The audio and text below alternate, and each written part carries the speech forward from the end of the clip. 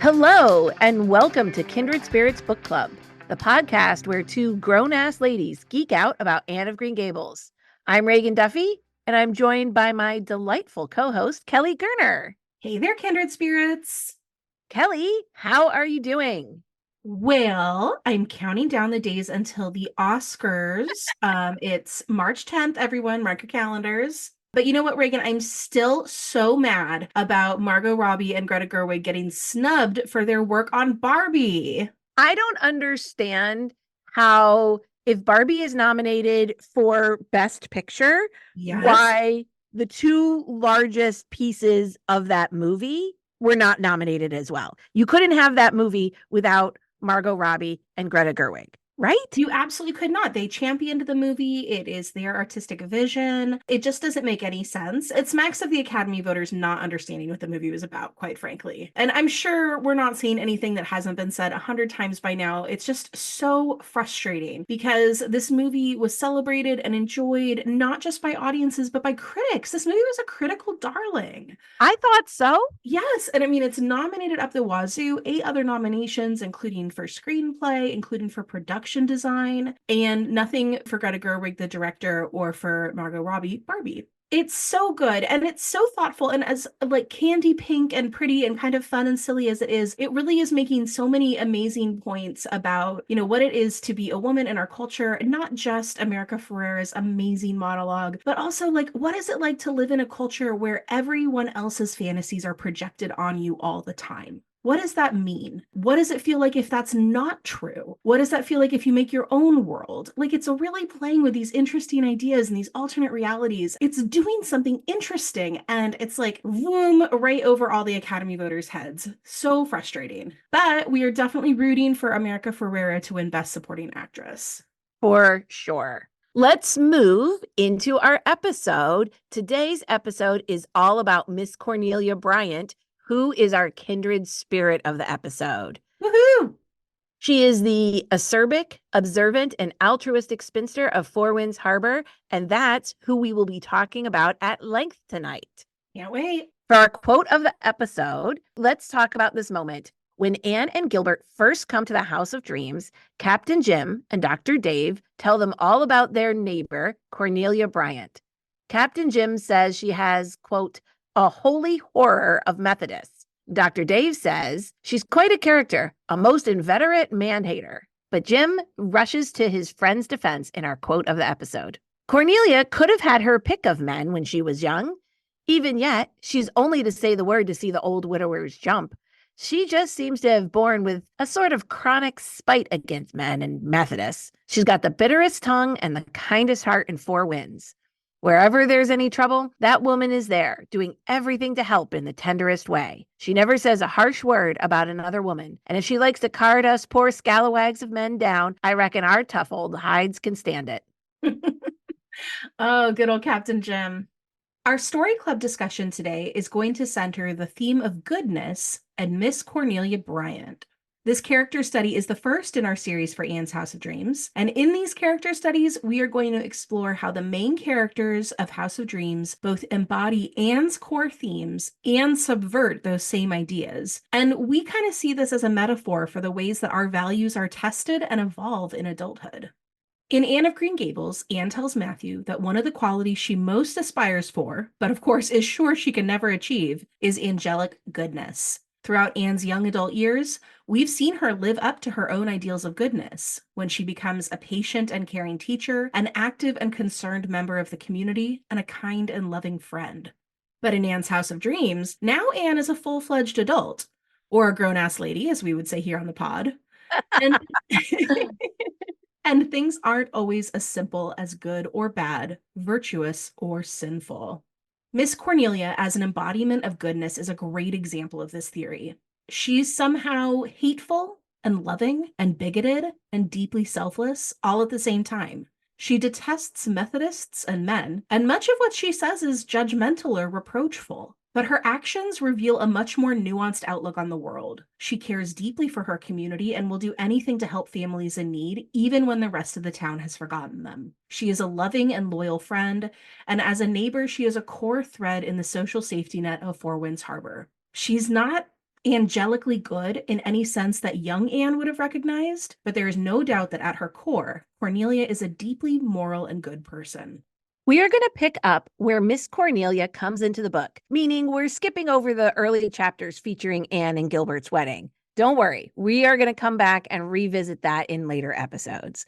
But for now, we're going to focus on the world according to Cornelia Bryant. Our first brush with Miss Cornelia, though we don't know it yet, is when Anne and Gilbert are driving to Four Winds Harbor after their wedding. As they crest the hill behind the village of Glen St. Mary, Anne notices a brilliant greenhouse and asks, "Who lives in that house, Gilbert?" "I don't know. It doesn't look exactly as if the occupants could be kindred spirits, Anne, does it?" The house was a large, substantial affair, painted such a vivid green that the landscape seemed quite faded by contrast. There was an orchard behind it and a nicely kept lawn before it, but somehow there was a certain bareness about it. Perhaps its neatness was responsible for this. The whole establishment, house, barns, orchard, garden, lawn, and lane, was so starkly neat. "It doesn't seem probable that anyone with that taste in paint could be very kindred," acknowledged Anne. I see that outlandish colors and paint are once again coming to haunt Gilbert and Anne. The Blythes will later learn that evening, when they meet Dr. Dave, Mrs. Dr. Dave, and Captain Jim for dinner, that the home is owned by Miss Cornelia Bryant. That's when we learn of this remarkable woman, who, as Captain Jim puts it, seems to have been born with a chronic spite for men and Methodists, but who would do anything to help the people of Four Winds Harbor. Captain Jim also introduces us to one of Miss Cornelia's sayings, that people who you especially connect with are members of, quote, the race that knows Joseph. He acknowledges that Cornelia groups him in as a member of the race that knows Joseph, and he thinks that Anne and Gilbert are likely to be members too. Anne, of course, recognizes this designation as another way of calling people kindred spirits. Reagan, who is Joseph? So Joseph in the Bible is the son of Jacob and Rachel, and he is the founder of the Israelite tribe of Joseph. He's also of the Technicolor Dreamcoat.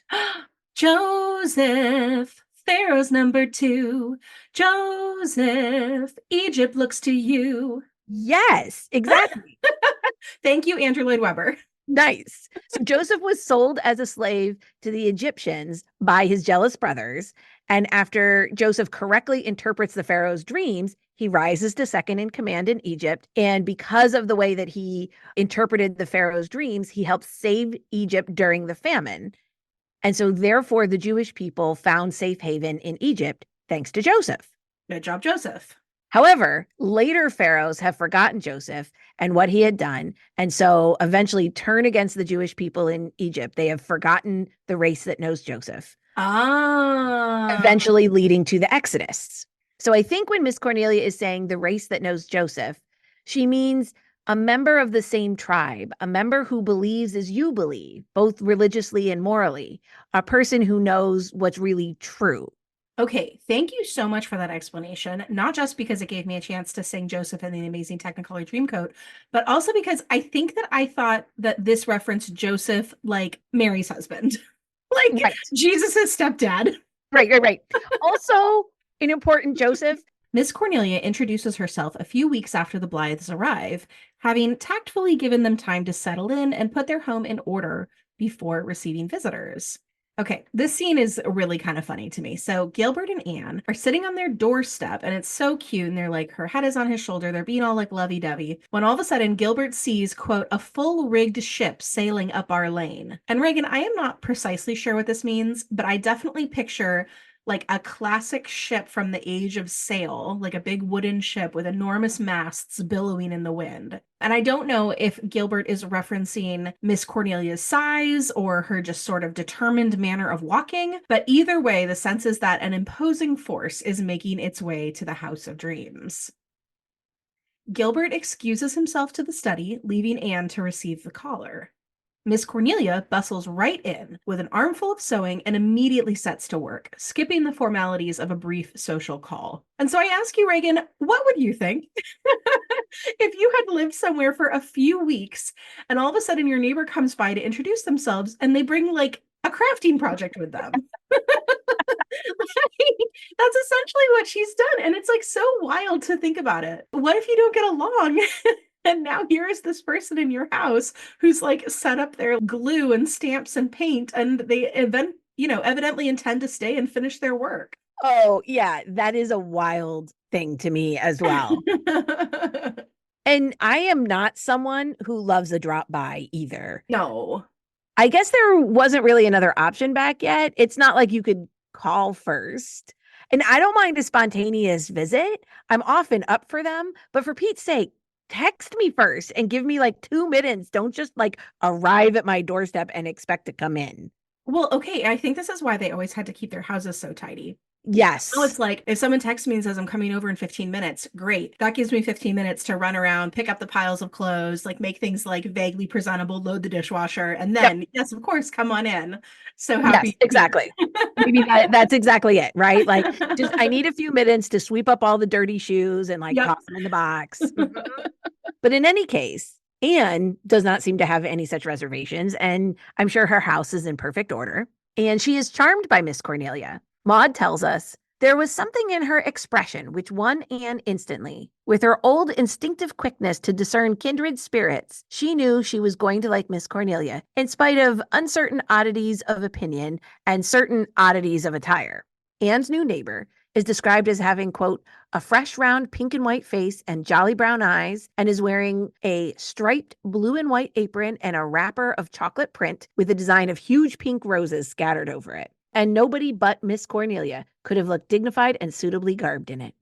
In case you were wondering, like I was, a wrapper is sort of a loose house dress worn over your other clothes to protect them, and generally only worn at home. So they were kind of big, voluminous dresses, and you could cinch them at the waist with ties, both kind of inside or outside, or left loose. And they were very simply made. They were intended for just staying at home. It would be really unusual to make a call to a neighbor in your wrapper. It would almost like be going out in your robe. Well, and I think also because at this time, wrappers weren't made to be worn with a corset. Right. So you would either be wearing a very light sort of corset that you would wear at home, something that was like made of cotton instead of boning, something that you could like sit down and do your work in with comfortably, or scandalous, you might be going out without a corset at all. Like, I don't know.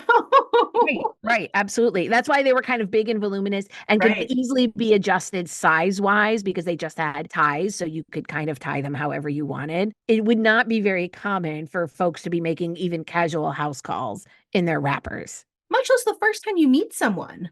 Oh, she's so funny. Reagan, how old do we think Miss Cornelia is? From the jump, she's described as an old maid and a spinster, so we know she's not super young, but we also know from Valency in the Blue Castle that you can be called a spinster and a hopeless old maid at the ripe old age of 29. Cornelia calls Anne dearie, which kind of makes me think she's older than Anne. She wears glasses to do her needlework. Well, it's not totally clear if she wears them all the time or just to sew, but that kind of, for me, pegs her a little closer to middle age. But that's kind of it for me. Like, other than that, I don't get the sense that she's very old at all. Like, Maud literally describes her as fresh-faced, and she seems to have all the energy in the world, right? She's running a house and a farm by herself, apparently sewing clothes for all the babies in the village. And then later on in the book, there's kind of this, like, telling line when she's talking about Captain Jim, whom she says has been old for as long as she can remember. And we also know that Jim is 76. So I kind of think that places Cornelia like 40 or 50 years younger than he is. Mm-hmm. Maybe she's in her mid 30s. Could she be as young as that? I'm kind of picturing her at about mid 40s. Mm. Old enough that she looks at Anne and Leslie as young, but clearly she's in the prime of her life. She's very active. She knows herself. She knows what's important to her. Yeah, I do think she's younger. Yeah, I would say 40s for sure. And it's a little at odds with how I felt about her when I read this book as a kid. I thought she was like well into her 60s, right? Like I would have pictured her as late middle age when I read this as a young kid. Right. Like Marilla, maybe not quite a contemporary of Marilla, but almost. Yes. Certainly closer to Marilla, Mrs. Lind than to Anne in age. Now I just realized that she's a contemporary to us. Yes. So, I picture her as a grown-ass lady for sure, but not old. But in any case, Miss Cornelia bustles in, sits down, and unpacks. She tells Anne, "I've brought my work, Mrs. Blythe dearie," she remarked, unrolling some dainty material. "I'm in a hurry to get this done, and there isn't any time to lose." Just everything about Miss Cornelia seems to signify industry and energy and movement. She's coming up the lane like a ship at full mast. She wears loud, kind of mismatched garments, no interest in small talk. She just sits right down and gets to work. And as we mentioned in our recap episode, Miss Cornelia is sewing baby clothes for Mrs. Fred Proctor's 8th baby, who is due any day. Cornelia acknowledges that it's a bit foolish. The Proctors clearly have plenty of baby clothes. And according to Miss Cornelia, quote, nobody's wanting the poor mite. But she feels that even an unwanted 8th child deserves something that belongs just to them. And so she's making these extra pretty clothes with lots of little tucks and frills. Beauty-loving Anne notices this and admires Miss Cornelia's sewing. And she has no problem stating that she is the best sewer around. So here we are already. We're not more than a few minutes into meeting Miss Cornelia, and we are knee deep in this goodness, our theme of goodness in this dichotomy around this and Miss Cornelia. Because on the one hand, she seems so unconventional, right? I mean, maybe even rude or ill-mannered. I'm sure some people would say that about her. She's barging into Anne's house for this super long visit. She hasn't been invited. She's dressed crazy. And she's bragging about her sewing ability. But then on the other hand, we see that she's doing this tremendous act of charity and that there's this strong streak of empathy in her, right? She's thinking about the dignity and pride of like a little infant. Miss Cornelia then pivots from 8th babies to harvest time to local funerals, all with head-spinning speed, before finally landing on one of the topics Captain Jim had warned Anne about before, Cornelia's suspicion of Methodists. Cornelia doesn't explain why she disdains Methodists and only trusts Presbyterians. We will do our best to hazard some guesses and unpack this rivalry in our Birch Path segment. And Anne teases Cornelia a bit, mentioning that the Methodist minister gives lovely sermons and is good looking. And while Cornelia agrees, she's unswayed and tells Anne she refuses to have anything to do with the Methodists and that Anne and Gilbert shouldn't either. It seems like such a bizarre prejudice that it's not consistent with how the majority of the village behaves. No. Based on what other characters say, it seems like members of both churches get along just fine in town. So it's this peculiarity of Cornelia's that is played for laughs in the book, even though the root of it just seems like plain bigotry to me. And then Miss Cornelia neatly pivots from Methodist to the other group she generally distrusts, men. She tells Anne, quote, this Methodist minister isn't married. The last one they had was, and his wife was the silliest, flightiest little thing I ever saw. I told her husband once he should have waited till she was grown up before he married her. He said he wanted to have the training of her. Wasn't that like a man? And that's the first instance of Miss Cornelia's most memorable mantra. So if you're playing House of Dreams bingo, be sure to check that square off your card. Check. I do think it's worth noticing and pointing out that unlike her hatred of Methodists, which seems unprovoked, or maybe there's some more theological context we're missing as modern readers, her disgust with men seems kind of well supported, at least with the men she mentions. I mean, this example of a man says that he wants to train his wife is, not great. A minister, a community leader. I mean, what kind of example is that? Yeah. Cornelia mentions a few other terrible husbands. She mentions a Mr. Bradshaw who always bought new farm machinery every time he went out to buy a gift for his wife. I feel like that's kind of coming home, with an anniversary present that's like a vacuum. And a Mr. Milgrave who believed he was dead and would tell his wife to bury him. That just seems weird. Yeah, that seems like that's just weird. Well, so then Anne asks Cornelia if she knows any good men.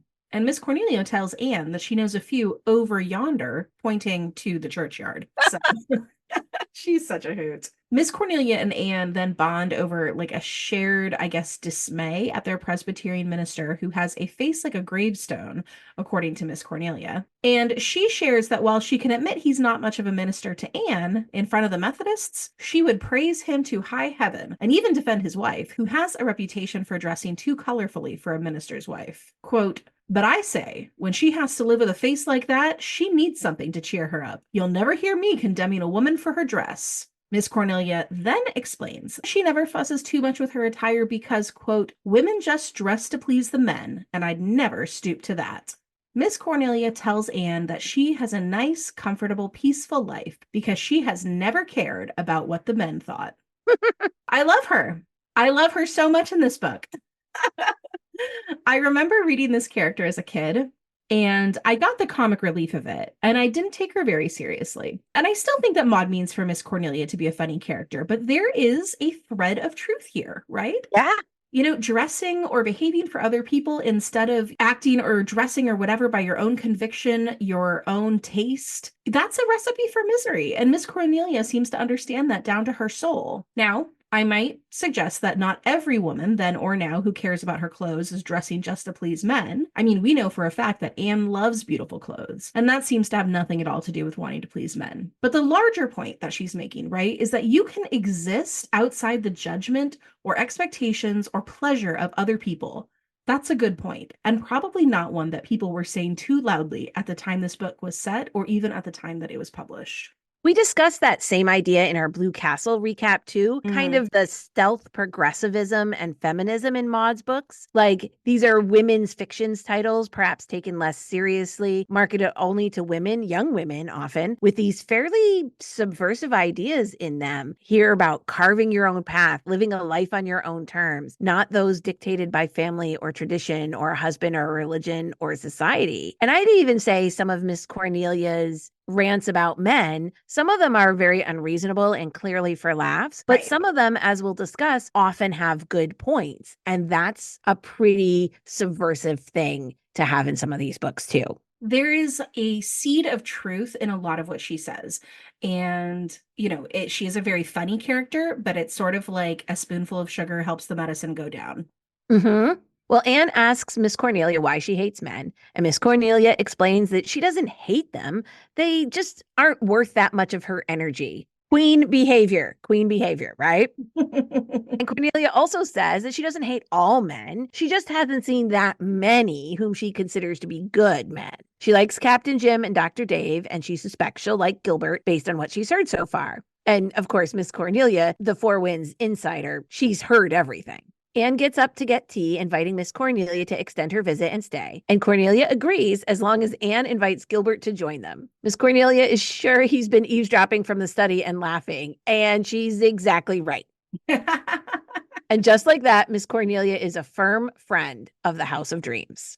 Yeah, I love that moment of prescience on her part. Well, the next that we see of Miss Cornelia, she's telling Anne the story of Leslie Moore's life. As our Four Winds insider who knows everything about everyone, Miss Cornelia has all of the details. She's filled with compassion for Leslie, and she tells a story straightforwardly, not beating around the bush about the tragedies that Leslie has endured. Miss Cornelia has more empathy for Leslie than she seems to have in most of the other stories she tells, including of her cousin Flora, who has 11 children and whose husband, quote, suicided 3 years ago, just like a man. Oh, boy. When Anne asks why, Miss Cornelia downplays what must have been a very serious depression with, he couldn't get his way over something, so he jumped into the well. A good riddance. He was a born tyrant. But of course, it spoiled the well. Oh, no, the well. Miss Cornelia has no patience for men who make their wives' lives harder in any way. She calls it like she sees it, and she doesn't spare Leslie's mother from her sharp opinion either. But for all of Miss Cornelia's sharpness, she's keenly observant about those around her, the women in town, particularly those who are overworked, and Leslie especially. Miss Cornelia's pronouncements about the uselessness of men might be uncharitable, but she sees clearly the way that women often bear the burden of keeping their families functioning, and she tries in her own way to make their lives better. Right. It seems like a lot of the time that when Miss Cornelia is criticizing men, she's not pointing out that they are like all fundamentally wicked or anything. It's just that they don't appreciate or they don't understand how their choices and actions affect their wives, children, and communities. I think Miss Cornelia has decided that she has to be there to pick up the pieces some of the times. Right. With Leslie, Miss Cornelia sees all the emotions that Leslie refuses to talk about and has clearly spent years being there for her when Leslie consistently tries to push her away. And then Miss Cornelia is also the primary way that Anne gets to understand Leslie at first, because she's explaining to Anne all of Leslie's baffling behaviors and her touchy reactions. Honestly, thank goodness for Miss Cornelia. Right. I don't know whether Anne would have been able to push past Leslie's kind of rude and cold behavior when she first meets her if Miss Cornelia wasn't there to provide the backstory and also to provide this encouragement that Leslie really does want Anne's friendship and just has to persevere. Right. And Miss Cornelia, in the way she understands Leslie, is really kind of showing that natural goodness and that empathy that she is so good at, right? Even in her kind of unconventional way. And then, we also have this real contrast between Miss Cornelia and Captain Jim that illustrates how complex the idea of goodness becomes once you are an adult. When you're a child, goodness is often equated to obedience or impulse control and just sort of thinking of the feelings of others. And that's straightforward enough most of the time. But Miss Cornelia and Captain Jim are often wrestling with goodness in less stark, less obvious terms. And, I think Dick Moore is an excellent example of this. Captain Jim tells Anne about finding Dick Moore in Cuba and bringing him home. Quote, Miss Cornelia always says I shouldn't have done it, but I can't agree with her. It was the right thing to do, and so 'twas the only thing. There ain't no question in my mind about that, but my old heart aches for Leslie. Miss Cornelia's perspective is that Leslie was better off with Dick Moore presumed dead, and that by Captain Jim bringing him home, he made Leslie's life, a life that was difficult already, even harder. Miss Cornelia isn't wrong. There's often a real cost attached to doing the right thing. And it's a cost often paid by women, by caretakers, by the people with less power and agency, by the folks that have to live with the right thing to do. And it's not fair that yet again, it's Leslie that is paying this cost. Women, even more so at that time, but still true today, have far fewer resources to protect themselves or influence the bigger societal changes. And so they end up trapped because no one is looking out for what's right for them. But of course, Captain Jim is right too. Regardless of what kind of person Dick Moore was, leaving him to live out his days away from home and from family and any hope of getting better, that's not an ethical thing to do. If Leslie had an option for divorce or for protection in leaving an abusive marriage, perhaps there would be a way to both do the right thing and to protect Leslie. But there isn't. And though Captain Jim hates that Leslie is bearing this burden, this doesn't stop him from doing what he thinks is right. We're going to see this come up again later in the book, but this early conversation starts laying that groundwork. Yeah. You know what this makes me think of? It's kind of a dark example, but it's a good modern day parallel to the two sides of goodness that we see represented in Captain Jim and Miss Cornelia's perspectives. I'm thinking of criminal investigations and prosecutions against people suspected and accused of violence against women. We know that statistically, crimes like domestic violence and sexual assault are vastly underreported and underprosecuted. And we also know that that carries with it a burden that is disproportionately suffered by women, particularly women who are in communities or in relationships that have left them powerless. Yet at the same time, these crimes are extremely hard to prove to the standard of beyond a reasonable doubt, which is what the justice system in the United States requires. And we also have this deeply held civic value that it's unethical to punish someone for a crime that we can't prove they committed. So in our House of Dreams characters, I can see Captain Jim holding firm that no one should be punished for a crime they didn't commit, while Miss Cornelia is holding space and empathy for all the women who don't see justice. Both Miss Cornelia and Captain Jim attend Christmas dinner at the House of Dreams with the Blythes and the visiting folks of Green Gables. This gives us more opportunity to see how Miss Cornelia and Captain Jim interact. And they are clearly old friends and they enjoy sparring with each other around their different viewpoints. Miss Cornelia is sewing away for another baby in another poverty-stricken family, a family to whom Miss Cornelia sent a Christmas dinner as well. You really don't ever see Miss Cornelia just relaxing. She always is doing something.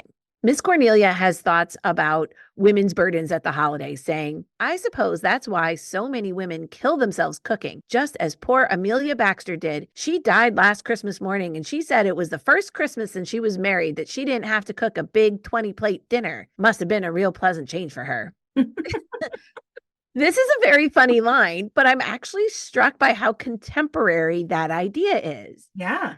And maybe I just spend too much time on the parent internet, but that conversation on the unequal domestic labor in homes is a constant source of frustration and anger and resentment. And just over the holidays, I saw a lot of very thoughtful takes and reminders about how hard women primarily work to make the holidays special for everyone else, and often that work goes unreciprocated and unacknowledged. Miss Cornelia would have actually been a great addition to this discussion. I could see her having a very blunt and controversial TikTok account. Oh, I'd follow. And, here again, we have another example of Maud's sort of stealth progressivism. It's all dressed up as a funny line from Miss Cornelia, but the truth underlying it is no less true now than it was then. Miss Cornelia spends the rest of the evening complaining about a variety of men in town, some of whom are doubly suspect because they are also Methodists. So things that Miss Cornelia has declared are, quote, just like a man in this chapter are eating a lot at a holiday meal, thinking that his wife's life insurance payout answered his financial prayers, imagining the devil is always at his elbow, following the women's lead in building the new church, and I imagine taking credit for it, and being glad his ill-tempered wife had died. I mean, those are all different men, Right. it's all just like a man. But it's just hilarious that she's kind of just like going through the litany of terrible men. And then she also has this zinger, quote, I'm not hankering after the vote, believe me. I know what it is to clean up after the men. But some of these days, when the men realize they've got the world into a mess they can't get out of, they'll be glad to give us the vote and shoulder their troubles over on us. That's their scheme. God, I would love to hear Miss Cornelia's take on today's politics. I am sure she would be even more disgusted. So Maud is clearly using Miss Cornelia for comedy in House of Dreams, which as a book is not one of her funniest, so it certainly needs a few humorous moments. Anne and Gilbert find Miss Cornelia funny as well, reportedly laughing heartily over many of her speeches once she's left. When Anne tells Captain Jim not to bait Miss Cornelia so much, he says, "Oh, I do love to set her going, Mistress Blythe," chuckled the unrepentant sinner. "It's the greatest amusement I have in life. That tongue of hers would blister a stone, and you and that young dog of a doctor enjoy listening to her as much as I do." But despite the outlandishness of Miss Cornelia's sharp jabs at men in general and in particular, Miss Cornelia illuminates a lot of the specific unfairness of a patriarchal society. And while Miss Cornelia is old-fashioned in many respects, especially compared to the young and modern Anne and Gilbert, she's keyed in on the way that the patriarchy leaves gaping holes in the social safety net and the ways that women have been left with patching it up. So we have this very interesting way that goodness is practiced here. We've got the distrustful, judgmental, and kind of mean-spirited gossip of Miss Cornelia. She's painted a whole half of society with the same brush, and she is determined not to see any opinion contrary to her own. That's not goodness by many standards. But on the other hand, she uses her sharp tongue to punch up, never down, and to call out the ways in which individual men are lacking in accountability. She's speaking up for so many of the women in town who can't speak up for themselves, whether that's because they've been socialized not to, because they're scared to, or because they simply have too much to lose. Miss Cornelia is in a unique position.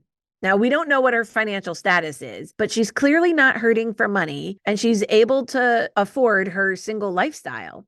That gives her a lot of freedom to point out all of these inequities. And that is also goodness. Challenging established power structures is ethical and moral. Speaking up and calling out unfairness, also good and moral. Taking care of those who need help is also good and moral. Yeah. So Miss Cornelia is quite the contradiction. But isn't that what we find as we become adults? Goodness isn't quite as simple and easy to achieve as we first thought, or that we were told that it would be. Right.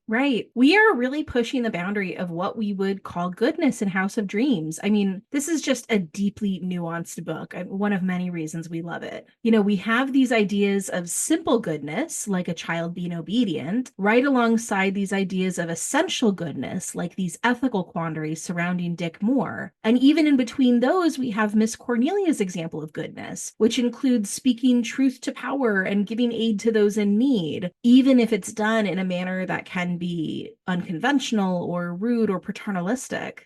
Also, I feel like we need to keep a running tally of things that Miss Cornelia thinks are just like a man. Oh, yeah. At this point in the book, we can add burning up his wife's new suit because men at church looked too admiringly at her, and having to delay his wedding because he caught the mumps. Per Miss Cornelia, he should have had the mumps when he was a boy. Well, in the world according to Miss Cornelia, he should have. We do see Miss Cornelia's goodness in a more traditional sense, in her wholehearted support of Anne through her pregnancy, sewing so many beautiful baby garments as this tangible proof of her love, and in the tender way she dresses poor little baby Joyce's body in the beautiful dress that Leslie made, doing this terrible, hard task for Anne and Gilbert through her own tears. Miss Cornelia shows her love through her actions, helping Marilla to pack up all the baby gear in the wake of the loss so that way Anne will not have to do it, and cooking up more food than they can eat to help Anne's recovery. Miss Cornelia doesn't turn away from grief and sadness. She shows up. We next see Miss Cornelia as she makes arrangements for Owen Ford to board with Leslie for the summer. And we see her yet again fencing with Captain Jim. While Miss Cornelia may have strong opinions, she can laugh at herself easily when Captain Jim catches her in a mistake. Miss Cornelia shares that she can't board Owen Ford because she will be away in August, as she has been appointed a delegate to the WFMS convention in Kingsport. So go, Miss Cornelia. Civic duty. I don't know what WFMS is, but it's clear that Miss Cornelia is very active in her community. So again, showing her goodness through her actions. I think that the WFMS might be the Women's Foreign Missionary Society, which seems like that would be relatively on point for Maud, given the prevalence for foreign missionaries and wives of foreign missionaries in her books. Yeah, that sounds right. Though this visit with Anne again has Miss Cornelia talking badly about the various men in town, we can now add, quote, getting up early to go fishing but not to work, and Dr. Dave being a bit jealous that Gilbert is getting such a wonderful reputation as a doctor in town, to Miss Cornelia's list of things that are just like a man. But Miss Cornelia generously shares with Anne that she's noticed that Leslie is so much happier and friendlier now, that she sees her laughing all the time, and that she is so glad that Leslie and Anne have each other as friends. Now, Miss Cornelia is away for much of the summer while Owen Ford is in Four Winds, but of course his presence ignites a crisis of conscience for Anne. And that's an important moment for Anne in her growth around the concept of goodness. Anne is the recipient of both Owen's and Leslie's confessions of love for each other, and she's deeply torn about the situation. She wishes Leslie were free to love Owen and that Owen could pursue Leslie. He's intelligent and caring and deeply poetic and thoughtful, and Anne can just imagine the beautiful life that Leslie would have if only her situation were different. But Anne is also deeply moral, and so even entertaining the what if of it all feels sacrilegious somehow. She's sympathetic to both of these friends, while also holding firm on shutting down any speculations that would lead her friends further down this path. This is so stressful for Anne. She can't confide in anyone, not even Gilbert, because this feels like betrayal, and because even wishing Leslie were free to love Owen is disrespectful to marriage vows. When Leslie confesses that she is so ashamed of caring for Owen, she thinks she must be wicked or a fool. Anne knows that there is no shame in the feelings and that Leslie is neither wicked nor a fool. After all, she never acted upon those feelings. Anne is only sorry that this will bring Leslie more sadness and highlight how trapped Leslie is, seemingly into perpetuity. And really, what is ethical and moral here? Both Anne and Leslie and their community would view marriage vows as vows before God. And to break that vow is not just to betray your spouse, but to betray God. On the other hand, why should Leslie have to stay so trapped and unhappy? She does not deserve this prison either. Not only that, those marriage vows were extorted from Leslie. Dick used the mortgage on the house to threaten Leslie into marriage. It's not as though she went willingly. Are vows given under this kind of duress truly freely given? I don't know. This is very nebulous and gray here, and that's why it's such a strain on Anne. Once again, we have those two counterpoints of goodness represented. That sort of high-level ethical absolutism, right? Marriage vows are marriage vows. And then that human level that understands that there is nothing good about a loveless marriage. And not just a loveless marriage, most likely an abusive marriage. Yeah, absolutely. Miss Cornelia doesn't know about either confession of love, and neither does Gilbert. Anne will not tell, but both of them see in the relationship between Leslie and Owen this summer the other life that Leslie could have had, and they feel the contrast to her present circumstances even more keenly. In November, when Anne tells Miss Cornelia that she had a recent letter from Owen, Miss Cornelia doesn't want to hear about him, saying, quote, "I'll never forgive him for what he's done to Leslie. There's that poor child eating her heart out about him, as if she hadn't had trouble enough. And him ranting round Toronto, I've no doubt, enjoying himself same as ever, just like a man." Anne wonders how Miss Cornelia knew, and Miss Cornelia says, "I've got eyes, haven't I? And I've known Leslie since she was a baby. There's been a new kind of heartbreak in her eyes all the fall, and I know that writer man was behind it somehow. Miss Cornelia blames herself for arranging Owen to board in the first place. She never imagined that this would happen. Usually, Leslie freezes out any man stupid enough to try to flirt with her. Oh, a plague on all the men, she says. One of them ruined Leslie's life to begin with, and now another of the tribe comes and makes her still more wretched. When, in the spring, Gilbert tells Anne that he suspects that there is an operation that could make a difference for Dick Moore and could possibly restore him some of his memories and his faculties, Anne has a very strong reaction to this, and so does Miss Cornelia. Perhaps that's in part because Anne knows how Leslie suffered when Owen left. She knows the depths of what Leslie is enduring. She can't bear for her friend to have to shoulder this burden of making this decision and shoulder the possible outcome of Dick Moore returning to his abusive self. Gilbert is clear on the medical ethics of the situation. It's his responsibility to give this information to Leslie. It would be wrong of him to withhold it. He says, I believe that a doctor is bound to set the sanctity of a patient's mind and body above all other considerations, no matter what the consequences may be. Now, Gilbert isn't promising that it will work, and he's not telling Leslie what to do, but both he and Anne know that telling Leslie about this is to force her to make a terrible choice. Either Leslie keeps things the status quo, in which her life is hard but bearable, Dick Moore won't have any other option but to live out his life as a forever child, but she will always know that she didn't do everything possible to restore him, or she risks the surgery, which I imagine has the potential to kill him, to make things worse. It costs a lot of money. And while it could give Dick back his memories and his adult mind, it also could mean that she will have to live with an abusive husband again. Anne counters that Dick isn't Gilbert's patient in regards to his medical functioning. Gilbert was just supposed to be treating the boils on the back of his neck. She says if Leslie had asked Gilbert's medical opinion about it, well, that would be different. Gilbert says, I've been driven to the conclusion that it is my duty to tell Leslie that I believe it is possible that Dick can be restored to himself. There my responsibility ends. It will be for her to decide what she will do.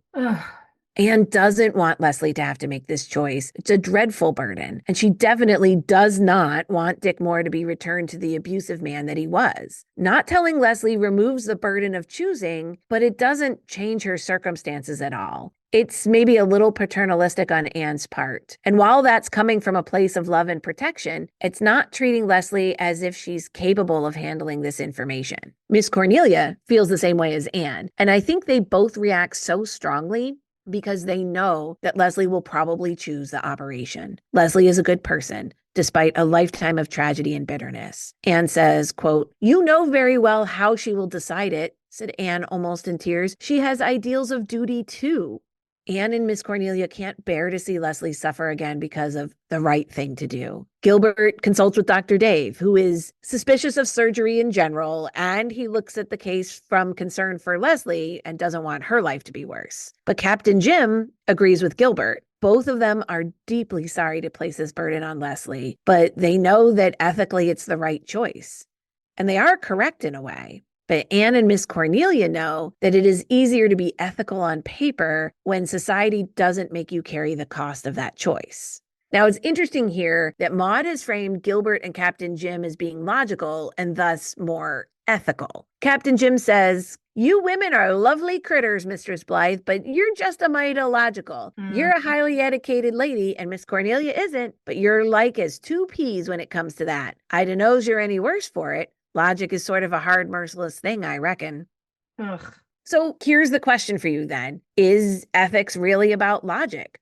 Who decides what's logical? Who decides what's good? I mean, look, that's a question that philosophers have debated for centuries. We certainly are not going to have an answer here, but I think that ethics kind of tries to come up with abstract rules that should guide our decision making to goodness, that should apply to every decision all the time. Yeah. Whereas Miss Cornelia and Anne are thinking of the real world consequences of applying ethical decisions. And that's also goodness. Yeah, we really are over here trying to answer the big questions, you guys. And, this is really such an interesting question and directly relevant to my professional work. I don't know if I ever mentioned this on the podcast, but I'm a legal ethics specialist. And so a lot of what I do is, I parse some of these thorny issues. There's all kinds of injustice and harm and collateral consequences that can happen in this world, and that arise from behavior that is all perfectly ethical on paper, perfectly legal, as long as it's in the bounds of the rules that we all agree to follow. The goal of ethics isn't always harm reduction in the immediate sense. A lot of times we're looking toward sort of broader standards of behavior that we're hoping will protect the community as a whole, even if the effects on the individual can be harmful. And I think that I'd substitute Captain Jim's word logical for the word lawful. Don't love that quote from Captain Jim, even though I do love him as a character otherwise. To the medical ethics question that Gilbert raises, there are rules, there are laws that doctors must be forthcoming with their patients about treatment options, even when that information can cause pain or further harm. As a community, we decided that individuals must have the ability to determine what course of treatment is best for them. And to do that, they need all the information available, right? So Gilbert's decision is actually quite simple at the end of the day. Leslie must be told so she can make an informed choice. The consequences to Leslie's finances, her health, her desires, her life, those are regrettable, but they're not even part of the equation. And that's what I mean when I say that there are all kinds of injustice and harm that can be done, even when what you're doing is perfectly ethical. Miss Cornelia definitely agrees about that. She rails, "It's inhumane cruelty, that's what it is. I did think Dr. Blythe was a decent man. I didn't think he could have been guilty of this." Now, Anne loyally defends Gilbert and shares his reasoning, even repeating his line about a doctor putting the welfare of a patient's mind and body before all other considerations. And you already know what Miss Cornelia says. That's just like a man. Miss Cornelia's further argument, when Anne points out that Dick should be considered a little in this decision, too, not just Leslie, is, quote, "Dick Moore, he's happy enough. He's a better behaved and more reputable member of society now than he ever was before. He was a drunkard and perhaps worse. Are you going to set him loose again to roar and to devour?" Yeah. Miss Cornelia even feels that Dick kind of deserves his fate. She assumes that he got the injuries in a drunken brawl and that God sent those injuries to punish him. So that's another interesting ethical twist, right? Which is more important, free will or the possibility that a restored Dick will potentially cause harm to others? There's no one single answer here. Leslie does come down on the side of free will. She tells Anne later that she realized when she was looking at Dick as being a helpless child that otherwise he would never get an opportunity to grow up. She had to see if the operation would help him grow and help him reclaim his free will. Right. Naturally, Miss Cornelia does not keep her opinions between herself and Anne, and she tells Gilbert every chance she sees him that she considers him little better than a murderer. Oh, jeez. I think that's going a bit far. Even worse, she tells him that she'll go to the Methodist doctor over the harbor before she goes to Gilbert again as a doctor. No worse insult. Seriously, Miss Cornelia. Burn it down, Miss Cornelia. Burn it down.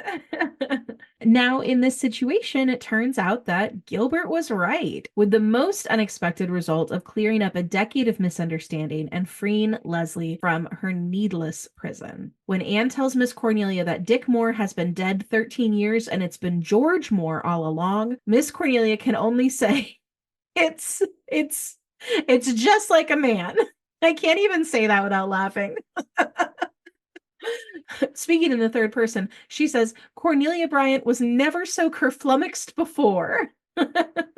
Oh, man. And as they discuss all the details, Cornelia goes on to say, oh, drat the men. No matter what they do, it's the wrong thing. And no matter who they are, it's somebody they shouldn't be. They do exasperate me. I do feel like this is kind of an atypical situation. No matter who they are, there's somebody they shouldn't be. It's so funny. Oh, when Anne points out that Gilbert and Captain Jim were responsible for this truth being discovered at last, Miss Cornelia reluctantly admits that this is true. And she goes on to say that she actually feels ashamed for having raked Gilbert over the coals so thoroughly. Not so ashamed that she's going to tell him that, though. Oh, bridge too far. Bridge too far. Later on, after baby Jem is born, Miss Cornelia shares a little story that seems to illuminate her personality a little bit. It seems she had been an only child until she was 8 years old, and she was constantly asking her mother for a brother. Well, when a brother was finally born, they told her to go upstairs to see him, and when she did, she was so mad because she had been praying all that time for a brother who was 2 years older than her. She was so mad for weeks she wouldn't even look at the baby. But then another girl at school said she thought the baby was awfully small for his age, and Cornelia came flying out in his defense and said that he was the nicest baby in the world. And of course, after that, she loved him, and they were very close. But he died when he was 20. And I think that tells us a lot about Miss Cornelia. She's oppositional when things aren't exactly as she thinks they should be, but she's loyal to her core and she defends others against injustice. And once she's done that, she will have your back forever. Yep. Miss Cornelia also fields the request from Owen Ford to board at her house in the summer again, and she shares this only with Anne because they don't know what Leslie's reaction will be, and they're afraid that she'll leave to avoid him. They both know this is tiptoeing up to the line of meddling, and Anne's mind is a little uneasy about it. But Miss Cornelia feels fine about it. She's always had Leslie's happiness in mind, and she's not above making arrangements that she thinks will be for the better. And, as we know, this also works out. Well, the last major moment for Miss Cornelia in this book is a big shocker. Miss Cornelia, she who has never had anything good to say about any man, announces out of nowhere that she is going to be married.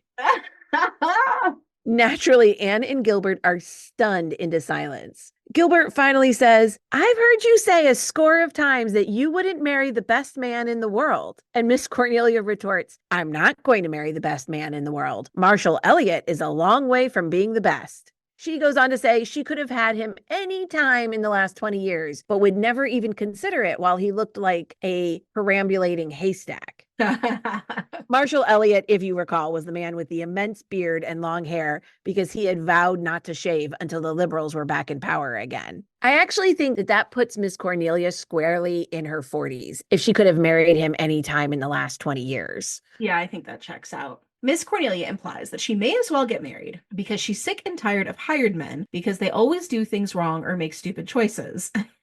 Gilbert teases Miss Cornelia a bit once he's grasped the whole situation. "I fear your day of independence is done. As you know, Marshall Elliott is a very determined man." Miss Cornelia has an answer. Of course she does. She's thought about this. She says, "I like a man who can stick to a thing. Amos Grant, who used to be after me long ago, couldn't. You never saw such a weather vane. He jumped into the pond to drown himself once and then changed his mind and swum out again. Wasn't that like a man? Marshall would have stuck to it and drowned." This is future husband she's talking about. Okay. I mean, sure. Miss Cornelia is resigned to the fact that Marshall is a liberal, not conservative like herself, but at least he's not a Methodist. As she says, politics is for this world, but religion is for both. And here's our last quote from Miss Cornelia for the book, when Gilbert teasingly offers her his grandmother's rules on managing husbands. He says, "The first one is catch him. He's caught. Go on. The second one is feed him well. With enough pie? What next? The third and fourth are keep your eye on him." "I believe you," said Miss Cornelia emphatically. Oh my gosh. Miss Cornelia, she's such a wild ride. I know. Kelly, what do you think about this abrupt about face on Miss Cornelia's part? Was it truly about Marshall Elliott shaving? I kind of wonder if Leslie's situation all of a sudden kind of illuminated for Miss Cornelia a more flexible mindset, or have she and Marshall Elliott been flirting all along? Does Miss Cornelia have a secret life? Okay.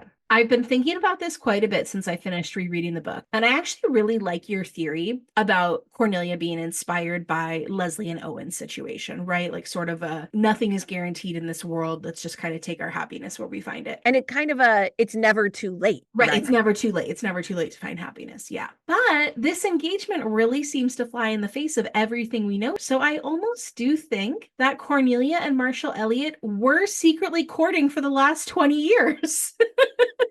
Or if not, maybe outright courting. I think they were like flirting.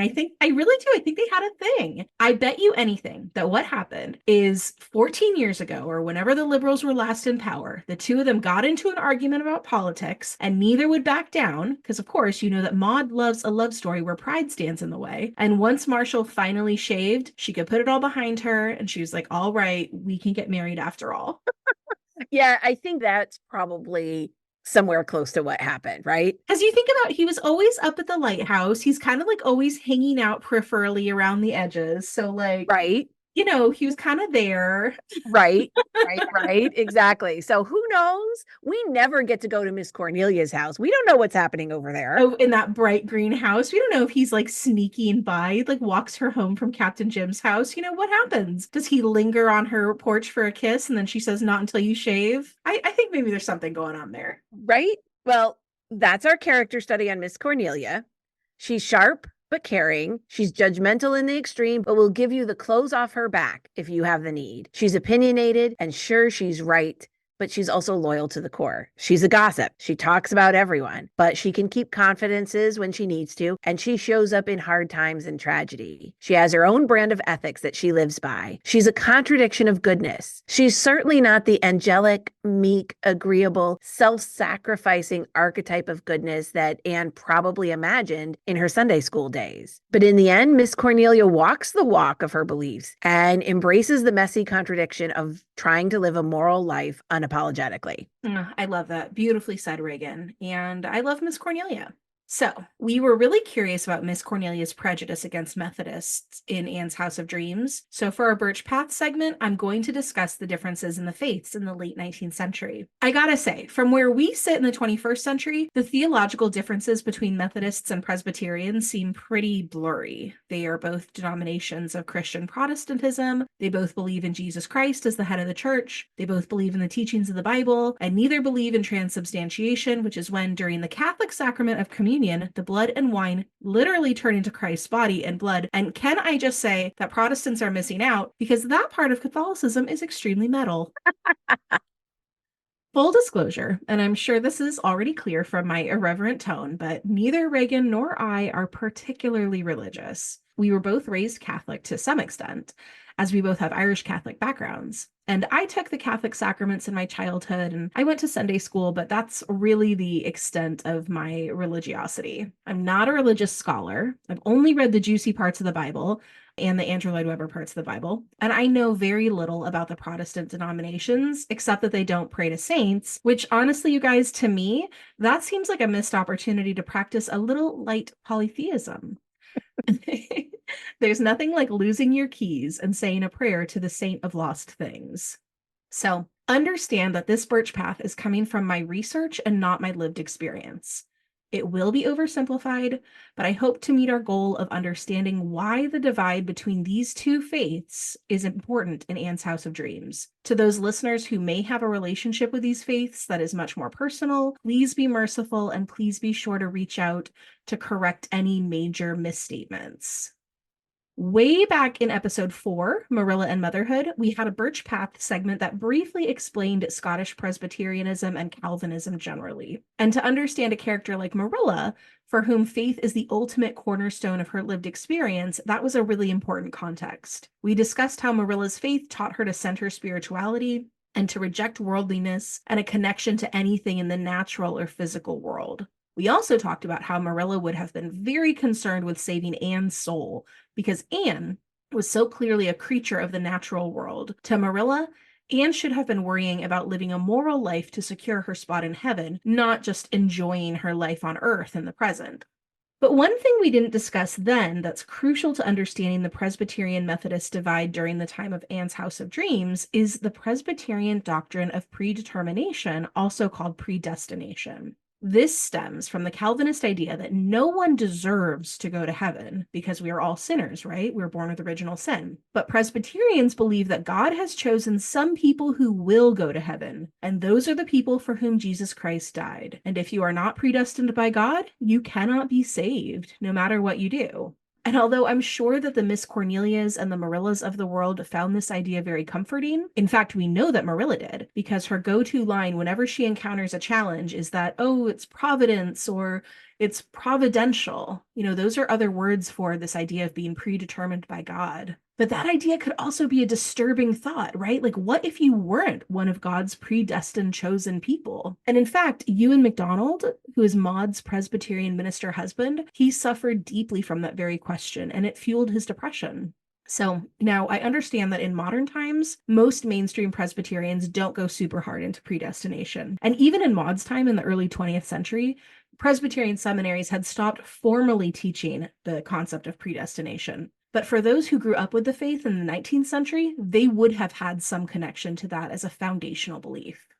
In contrast, Methodists rejected predestination in favor of free will, the idea that eternal life and heavenly salvation is available to all of us if we actively choose it through our words and deeds. Methodists believe that God gave everyone the tools they need to live a moral life following the teachings of Christ, and then to be rewarded with eternal life in heaven. And so, if you think about it, this is like a pretty major split in the beliefs. A hardline Presbyterian like Miss Cornelia would have believed that Methodists weren't going to heaven, even if they led good and moral lives.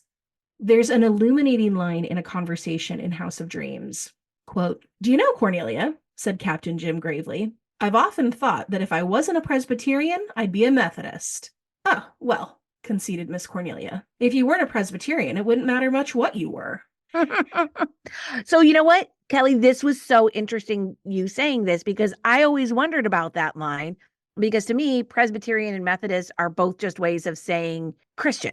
Christian, right? Non-denominational, not Catholic, you know. But no, that I think really gets to that exact sentiment that only Presbyterians have any hope of salvation. So it doesn't really matter what you believe if you aren't one, right? That's what Miss Cornelia would have believed. Mm-hmm.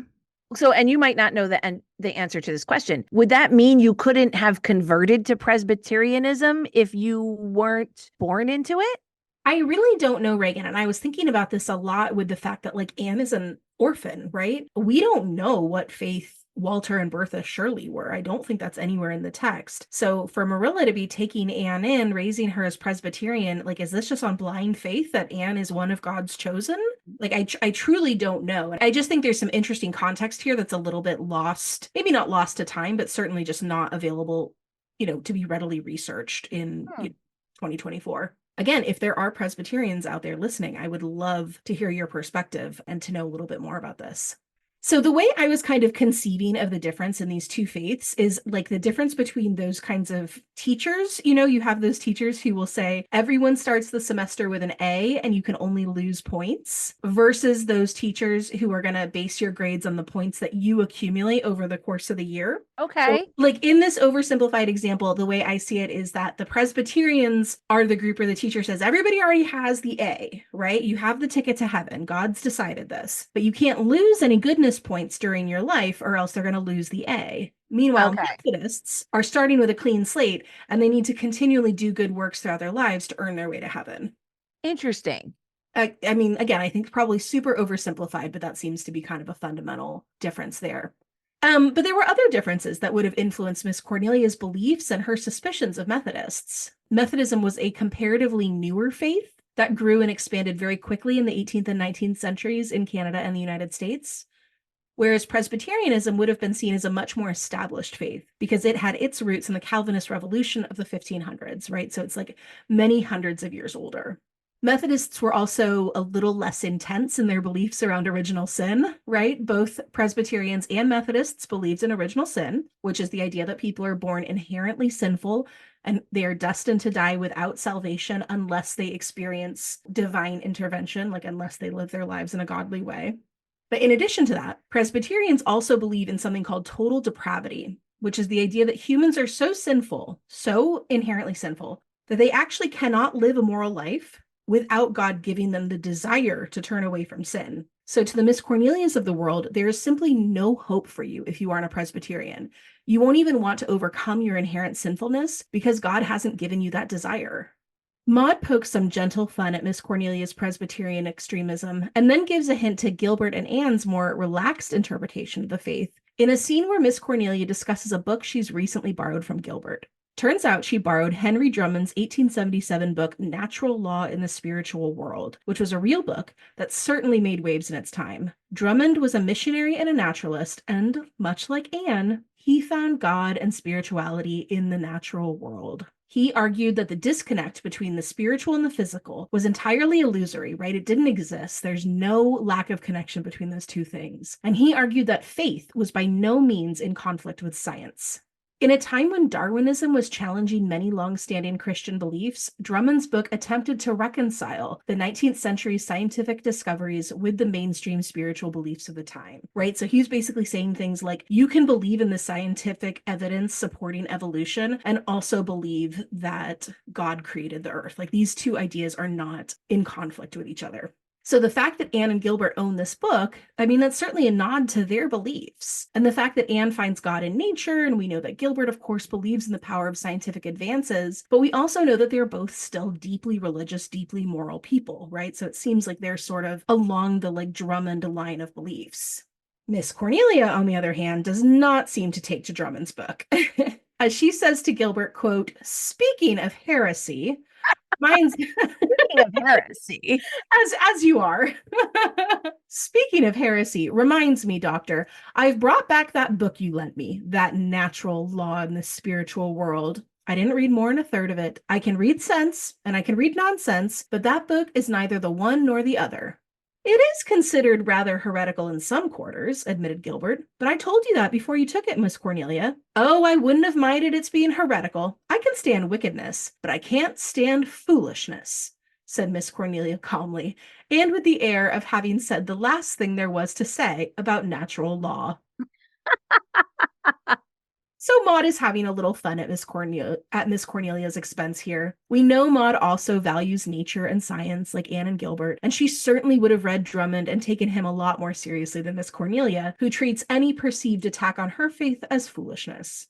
The fact that Miss Cornelia won't read more than a third of the way through this influential book demonstrates that her impenetrable, unshakable faith has limited her ability to engage with more modern ideas about religion and spirituality. And while the evidence of Miss Cornelia's goodness and morality may be clear to us readers, to Maud, there's more to living a good life than perfect, unquestioning devotion to religious doctrine. That was so interesting, Kelly. I had no idea. Yeah, a lot of it was very new for me too. And so again, to the extent that I got anything wrong, please let me know. But yeah, very interesting, and definitely gives a more context and background to Miss Cornelia's kind of seemingly out of nowhere prejudice. Yes, absolutely. So Reagan, what do you think? Is there anything we haven't said about Miss Cornelia Bryant at this point? Do you have a puff sleeve moment to share? Well, we certainly have covered a lot of Miss Cornelia moments in this episode, but there is one little touch I love that we haven't mentioned, which is that the usually assured Miss Cornelia, who wears what she likes, wonders if it would be okay to wear a veil with her navy blue silk wedding dress. Marshall says she should wear it if she wants to, and isn't that like a man? And Anne agrees with Marshall here. But all of a sudden, Miss Cornelia doesn't want to be different from other people. Although Anne thinks Miss Cornelia was not noticeably like anyone else on the face of the earth. Anne admits that veils traditionally do go only with white dresses. So Miss Cornelia says she won't have one. If it isn't the proper thing, I won't wear it. All of a sudden, Miss Cornelia is worried what other people might think of her. It's just a funny juxtaposition. Well, I do think weddings make us all a little self-conscious, but, why should Miss Cornelia care? Wear the veil, girl. Exactly. Wear what you like. Seriously. I love that Miss Cornelia reads obituaries for fun, and she fact-checks them. In one scene, she's reading out the obituaries to Anne, and she can't help but point out that even though the paper printed that a deceased person was surrounded by a large circle of friends mourning his untimely loss, he was 80 years old and not much missed by his people. So, as usual, she's right there to point out the hypocrisy in the community. And, I don't know about you, but I really get this sense that Maud herself likely noticed these same kinds of things and wanted a way to point it out. Right. Miss Cornelia can say the things that maybe most people would not have been able to say. Yep, exactly. Well, let's take a moment to talk about anything that might have been inspired by Miss Cornelia. So all of this discussion of goodness, ethics, and morals reminds me of one of my very favorite TV shows, The Good Place. Ah, love it. If you have not watched it, please, you really, really should. I just love the way they talk about goodness, about morality, about wrestling with the contradictions in living an ethical life. They tackle the idea of how to be good in a way that is very funny, never preachy, and truly touching. If you've never seen it, I'm not going to give away any of the twists and turns it takes, but the essential premise is that Kristen Bell plays the character Eleanor, who wakes up in the good place and is greeted by Michael, played by the phenomenal Ted Danson. And Michael tells her that she has died and she's in the afterlife, the good place, a neighborhood tailored to each resident and filled with only the best, most altruistic people, and where they can have anything and do anything they like. They even will meet their soulmate. The only problem that Eleanor figures out immediately is that there seems to have been some mistake. She didn't do all of the incredible altruistic deeds that they seem to think that she did. She was kind of a low-grade dirtbag, as she calls herself. Selfish, short-sighted, focused on her own best interest. So then what? The show is so clever, hysterical, and really made me think deeply about what it means to be a good person. And in fact, now that I kind of think about it, the character of Eleanor has a little bit of Miss Cornelia in her. Oh, yeah, I see that. Right? She says what she thinks. She doesn't worry much about being tactful. Sometimes she's kind of mean and she calls it like she sees it. But she doesn't punch down. But she doesn't punch down. And at her core, she's deeply loyal to the people that she cares about, and she is deeply caring. Yeah. I think that if there was a shrimp vending machine, that Miss Cornelia would be all over it. Exactly. I'm sure she and Eleanor would have a lot to talk about. Eleanor would love talking to Miss Cornelia. She really would. She really would. So, listeners, if you have never watched The Good Place before, go do it. And if you have watched it, maybe it's time for a rewatch. Amazing suggestion, Ragon. It's really rare that I rewatch sitcoms, but I have rewatched The Good Place a couple of times. Yeah. So thoughtful. And also, my husband and I love to sing Cheaty's song about putting the peeps in the chili pot. Yes. Every time you make chili, you have to sing, you put the peeps in the chili pot and stir it all around. I can't even see a peep without thinking about it. So I hope as you all are starting to see Easter candy on the shelves that you are humming it to yourself. All right. So for my inspired by, I'm going to be very meta and I'm going to recommend our own podcast. What? Yeah. Specifically, I think you all should check out, if you haven't, or re-listen even if you have, episode 9, our episode about Miss Josephine Barry. I think that episode's a really nice companion to this one because we discuss the unique position of an unmarried woman with her own means. Like Miss Cornelia, Miss Josephine is a self-sufficient woman with decided opinions. And also like Miss Cornelia, Miss Josephine shows up for her community in surprising ways. I think both episodes ask listeners to think about how you can use your time to support your community and how we are all in this together, even if you aren't married or don't have kids. Wow. Well, I love that recommendation. Thank you so much for joining us, Kindred Spirits. Please listen up next episode as we talk in depth about Leslie Moore. As I'm sure you can guess, our theme for Leslie will be beauty.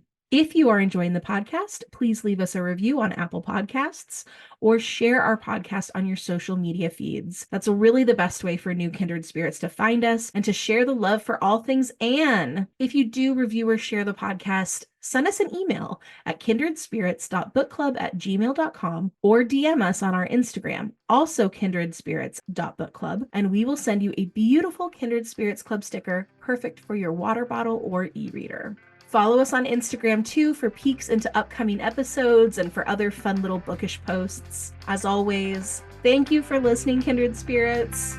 Bye, Kindred Spirits.